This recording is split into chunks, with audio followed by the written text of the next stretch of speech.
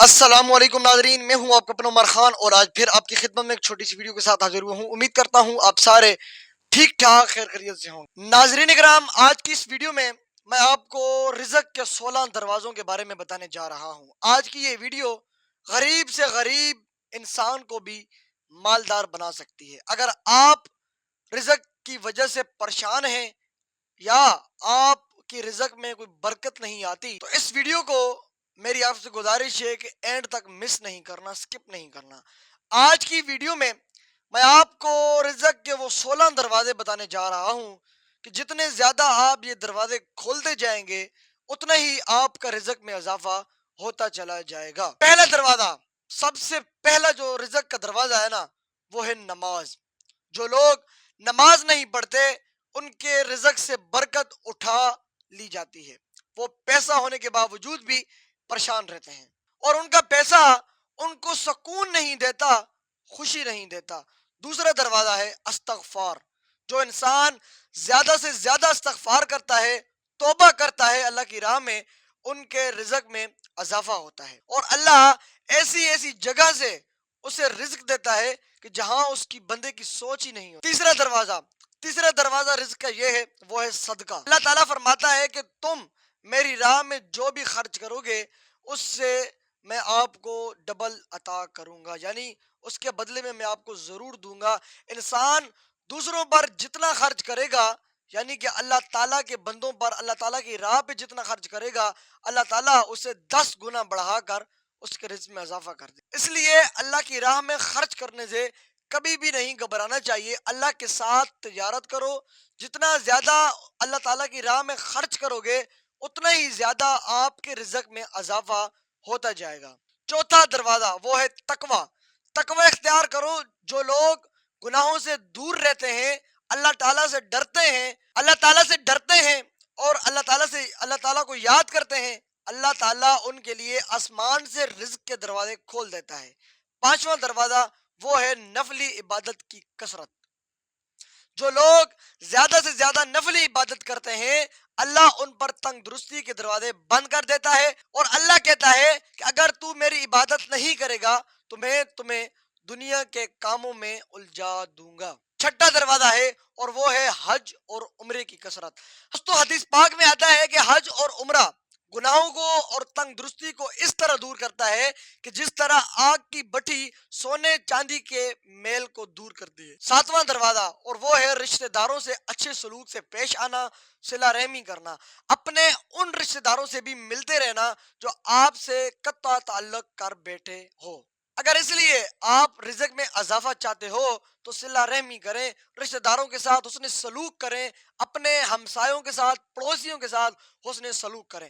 آٹھواں رزق کا دروازہ اور وہ ہے کمزوروں کے ساتھ رحم کر، غریبوں کے غم بانٹنا، مشکل میں ان کے کام آنا، غریبوں کے غم میں بانٹنا، ان کی خوشی میں خوش ہونا، ان کی غمی میں غمگین ہونا اور ان کے کام آنا، یہ چیز اللہ تعالیٰ کو بہت پسند ہے۔ نواں رزق کا دروازہ اور وہ ہے اللہ تعالیٰ پر توکل۔ جو شخص یہ یقین رکھے گا کہ اللہ تعالیٰ اسے دے گا تو اللہ تعالیٰ اسے ضرور دے گا، اور جو شک کرتا ہے، ڈاؤٹ کرتا ہے کہ پتہ نہیں یار مجھے ملے گا یا نہیں ملے گا، کیا پتہ نہیں میں اس کو کر پاؤں گا یا نہیں کر پاؤں گا، وہ ہمیشہ ہی پریشان رہتا ہے۔ 10واں رزق کا دروازہ اور وہ ہے شکر ادا کرنا۔ انسان جتنا اللہ تعالیٰ کا شکر ادا کرے اتنا کم ہے۔ انسان جتنا شکر ادا کرتا ہے اللہ تعالیٰ اس کے رزق میں اتنا اضافہ کرتا چلا جاتا ہے، دروازہ کھلتا ہی چلا جاتا ہے۔ اس لیے اللہ تعالیٰ کا شکر ادا کرو، تم جس حال میں بھی ہو بس اللہ تعالیٰ کا شکر ادا کرو، اللہ تعالیٰ تمہارے رزق میں اتنا اضافہ کر دے گا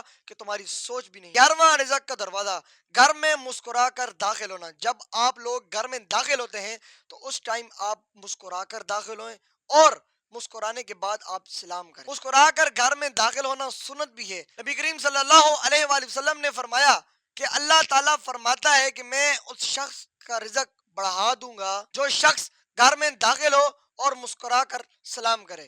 12واں دروازہ وہ ہے ماں باپ کی فرما برداری کر۔ ایسے شخص پر کبھی بھی رزق کی تنگی نہیں ہوتی جو شخص اپنے ماں باپ کے ساتھ حسن سلوک کرتے ہیں اور ان کی خدمت میں لگے رہتے ہیں۔ 13واں رزق کا دروازہ ہر وقت باوضو رہنا۔ جو شخص ہر وقت نیک نیتی کے ساتھ باوضو رہتا ہے تو اس کے رزق میں کمی نہیں ہوتی۔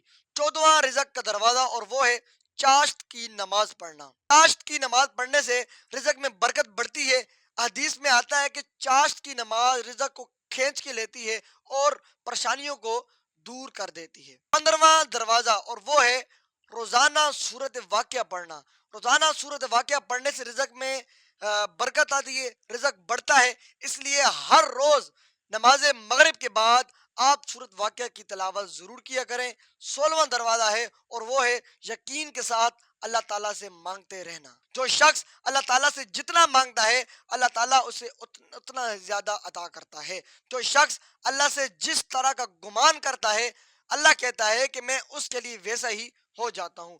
اس لیے اس گمان کے ساتھ اللہ تعالیٰ سے مانگا کریں کہ اللہ تعالیٰ آپ کو ضرور دے گا۔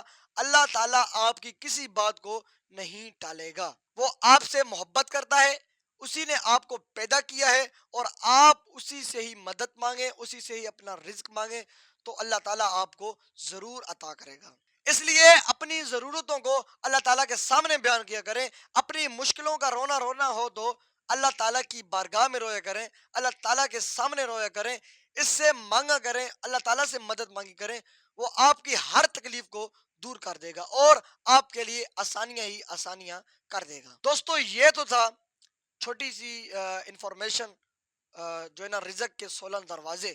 تو آپ کو جو میں نے اس ویڈیو میں بتائے ہیں رزق کے 16 دروازے، امید کرتا ہوں کہ آپ کو سمجھ آیا ہوگا اور آپ کو انشاءاللہ یہ میری باتیں پسند آئی ہوں گی۔ اگر ویڈیو پسند آئی ہو تو اس ویڈیو کو زیادہ سے زیادہ شیئر کیجیے گا۔